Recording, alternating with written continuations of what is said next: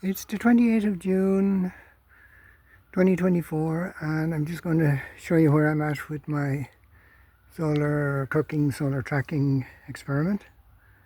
And excuse me, I have my dish, and I have it's not a parabolic dish because I was worried about various things, one being the second order reflection, so I didn't want to burn anything in my yard.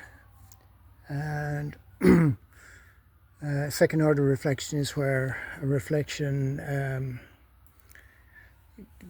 if the dish is stopped, it can send a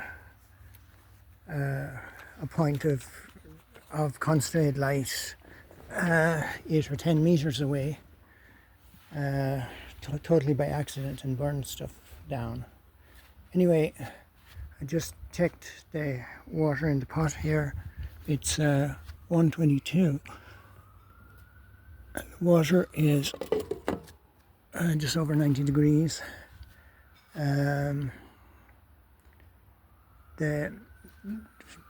If this was parabolic, its focus would be there, but it has a focal area which is from here down to the bottom.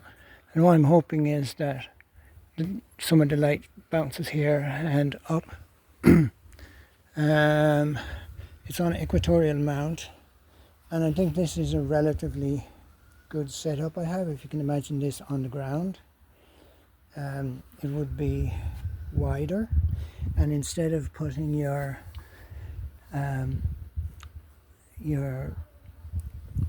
the thing that's the axis down here, we could probably have it up here for a much simpler thing. Have this wider, that longer, and if the axis is up here, it's probably a lot more simple, but I didn't think of it at the time.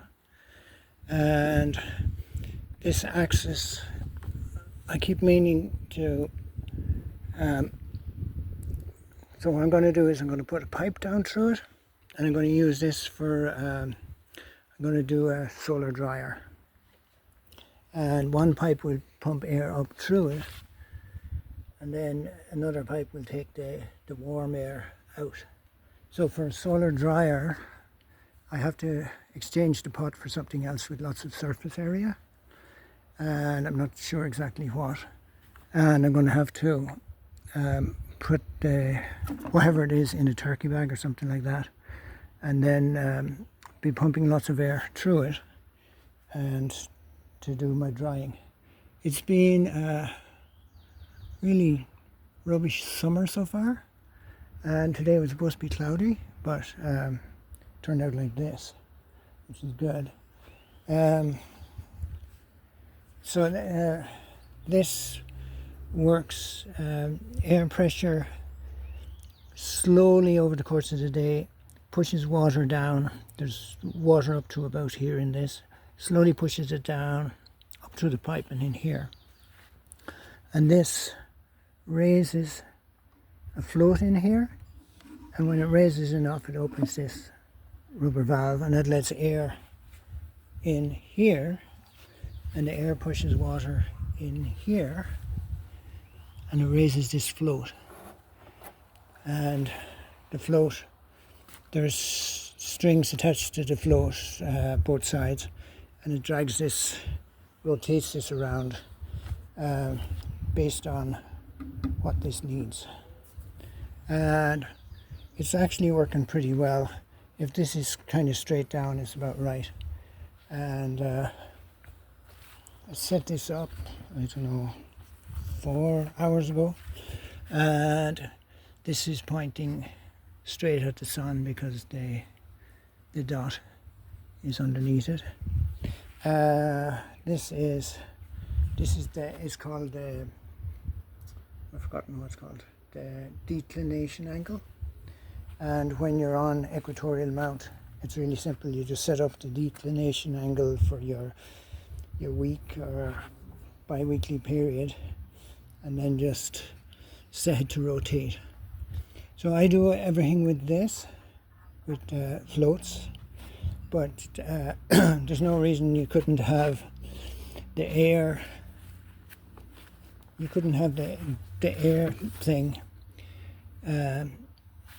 with this turning on and off a little motor that would slowly turn things, you know, move things along. And that might be a better, probably a simpler way for most people.